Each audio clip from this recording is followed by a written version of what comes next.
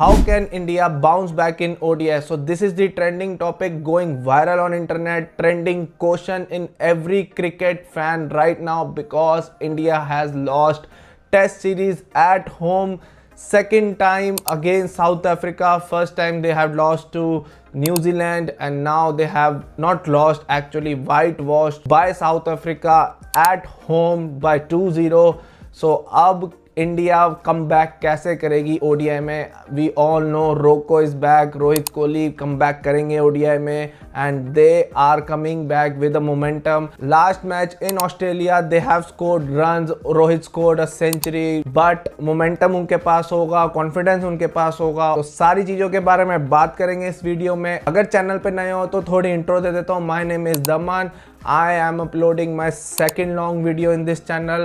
Already uploaded 300, I think 350 plus shots and 150 days से तो मैं बिल्कुल consistent हूँ. Every day I am uploading one shot और कभी कभार दो भी हो जाती है, but I make sure कि एक shot तो होनी चाहिए every day. Reels और shorts तो आ ही रही थी रेगुलर, but long videos भी अब मैं रेगुलर पोस्ट करूँगा. आपको हमारा चैनल सब्सक्राइब क्यों करना है? फर्स्ट थिंग, लॉन्ग वीडियोस में मैं कवर करूंगा जहाँ पे मैं क्रिकेट खेलता हूँ इंग्लैंड में, वहाँ की क्रिकेट में और इंडियन क्रिकेट में कितना डिफरेंस है, कौन से लेवल पे मैं खेलता हूँ, क्या मेरी टीम है, कौन कौन से ग्राउंड्स में मैं जाता हूँ. सेकंड, रिव्यू करूंगा मैं सारे क्रिकेट गियर्स की, इक्विपमेंट्स की, जो मैंने आज तक यूज़ करे हैं, कौन से बजटेड ग्लव्स हैं, पैड्स सब के बारे में रिव्यू करेंगे. जो मैंने अपने पूरे करियर में यूज़ करे हैं सब कुछ बताऊंगा, कौन सा बेस्ट था और कौन सा अब न्यू मार्केट में अगर कोई न्यू प्रोडक्ट आएगा अच्छे से रिव्यू देंगे कि कैसा वो प्रोडक्ट है. सारे चैलेंजेस भी आएंगे अपने फ्रेंड्स के साथ. मैं 6 हिटिंग चैलेंज करूंगा, कभी बॉल आउट चैलेंज करूंगा. टीम के प्रीव्यू भी आएंगे क्योंकि कोई भी इंपॉर्टेंट सीरीज होगी तो उस मैच से पहले या सीरीज से पहले हम प्रीव्यू करेंगे कि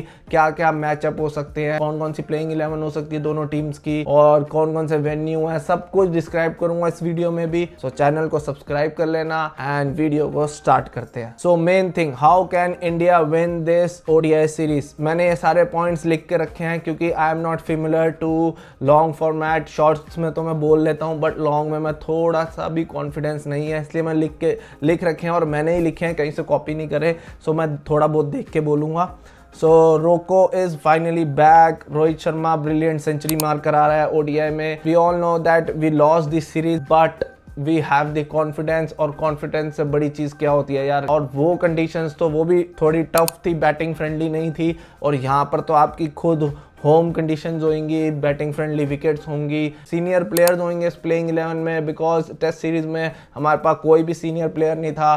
प्रॉपर बैट्समैन बहुत कम थे, ओनली आई थिंक 3 बैट्समैन के साथ खेल रहे थे हम टेस्ट सीरीज. बाकी तो हमारे पास सारे ऑलराउंडर्स और बॉलर्स थे. ये है पूरी टीम इंडिया की स्क्वाड. इसमें we all know that Shubman Gill is missing because of the injury. He has got some issue in his neck and back. So वो अभी प्रेजेंट नहीं होंगे, he will be absent. Rohit के साथ अब ओपनिंग कौन करेगा? सबसे main question, who will open with Rohit? So there are 2 option, Yashasvi Jaiswal and Ruturaj Gaikwad. I will prefer and we all prefer कि जायसवाल को मौका मिलना चाहिए, जायसवाल को चांस मिलना चाहिए. सबसे बड़ी बात, राइटी लेफ्टी कॉम्बिनेशन हो जाएगा. ओडीआई फॉर्मेट में हमें पता चलेगा कि जायसवाल में भी अच्छा परफॉर्म कर सकता है क्योंकि उसके पास इस फॉर्मेट में टाइम होगा. और मुझे ऐसा लगता है कि अगर उसको मौका मिला ओपनिंग करने का, this series will be a career changing series for Jaiswal because मुझे लगता है उसके बैट से कोई अच्छा स्कोर ज़रूर आएगा. 100, 150, इवन 200 भी आ सकता है अगर उसने सेंसिबल नॉक खेली. सेकेंड, कैप्टनसी चेंज हुई है. रोहित के पास कैप्टनसी नहीं, कोहली के पास कैप्टनसी नहीं. There will be new captain KL Rahul and KL Rahul ने पिछले 2 साल से मुझे नहीं लगता कोई कैप्टनसी करी है क्योंकि लास्ट ईयर वो दिल्ली में था और अक्षर पटेल कैप्टन था. उससे पहले वो एलएसजी में था, वहाँ पर उसने कैप्टनसी करी थी but he was not having a good record in captaincy. So there will be new mindset, new approach, new strategies of new captain. So देखते हैं कैसे रहती है केएल राहुल की captaincy. He will have guidance from Rohit and Kohli both obviously, but एक new captain की एक new destiny होती है कि वो सीरीज को कैसे प्रोग्रेस करता है, कैसे बॉलर्स को चलाता है, क्या उसका माइंडसेट है, किसको कब स्पेल करवाता है क्योंकि 50 over game is a long format. And one more thing, biggest heart break.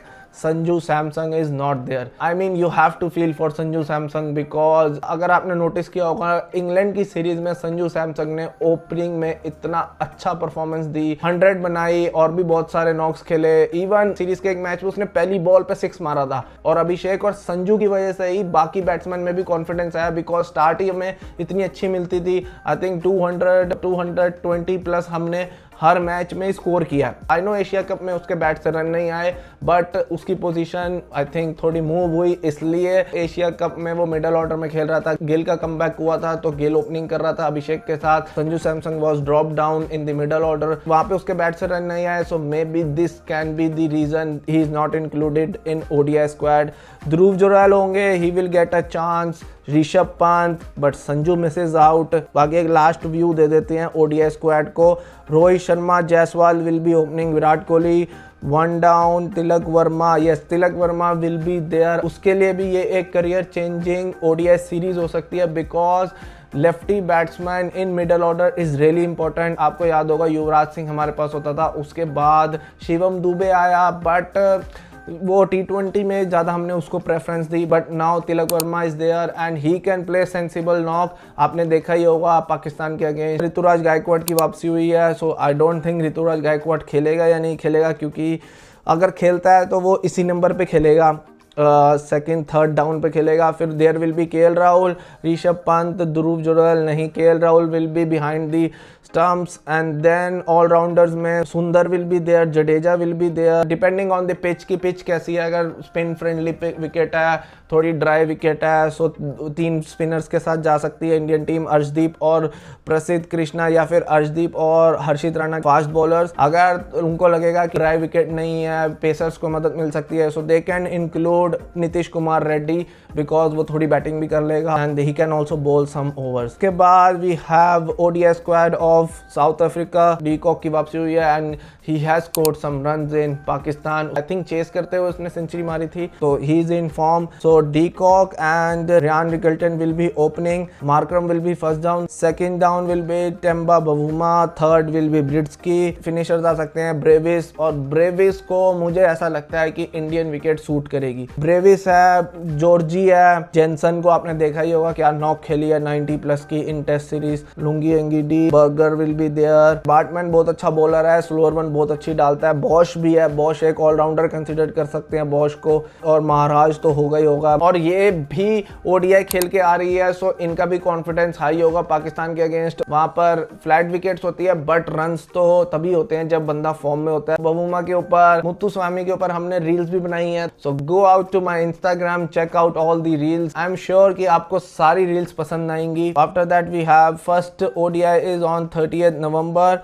In Ranchi. Pitch nature जितना मैंने एनालिसिस करी है, सारे स्कोर्स देखे हैं, सीम मूवमेंट होती है, बैटिंग फ्रेंडली है, बट बाद में as the inning progresses pitch slow हो जाती है, स्पिनर्स को ग्रिप मिलती है। Everyone will prefer to bat first if pitch is dry, वरना अगर ड्यू आएगी तो everyone will go with chase. इस ग्राउंड में 2 स्पिनर और 3 पेसर के साथ जा सकते हैं अगर विकेट ड्राई नहीं है। अगर विकेट ड्राई बनाई है तो ड्राई में तो 3 स्पिनर लेकर जाओ और 2 पेसर लेकर जाओ और एक all rounder we will have. Par score जितना मैंने देखा बैटिंग फ्रेंडली है, तो पार स्कोर 280 से 300 के अकॉर्डिंग हो सकता है। 280 स्कोर होगा तभी फर्स्ट इनिंग्स वाली टीम गेम में आ सकती है। 280 से बिलो होगा so they have to bowl really well to win the match. After that we have second ODI that will be played on 3rd December.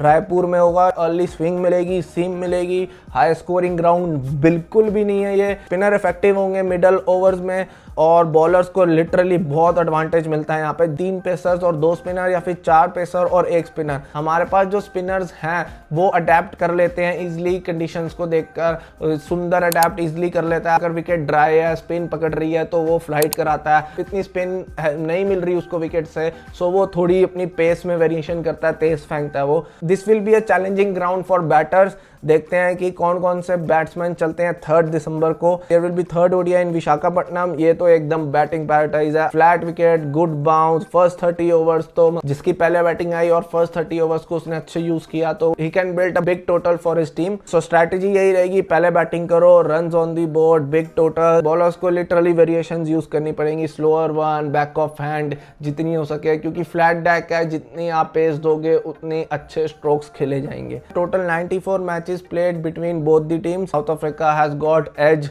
Historically, but India के पास अब home advantage होगा, so India will be strong and I think this stat will be change head to head. बाकी मेरी predictions है कि India will win this series by 2-1। आप लोग अपनी प्रेडिक्शंस कमेंट सेक्शन में बताना। कौन सा प्लेयर इस सीरीज में एक्स फैक्टर का रोल प्ले करेगा? आई थिंक जायसवाल हो सकता है, अगर ऋतुराज गायकवाड़ को मौका मिलेगा वो भी अच्छा परफॉर्म कर सकता है मिडल ऑर्डर में। सो नेक्स्ट वीडियो में मिलते हैं, मे बी व्लॉग की वीडियो आए या फिर क्रिकेट गेयर की वीडियो आए या फिर कोई क्रिकेट चैलेंज की वीडियो भी आ सकती है। बना तो रखी है मैंने, but I have to edit that.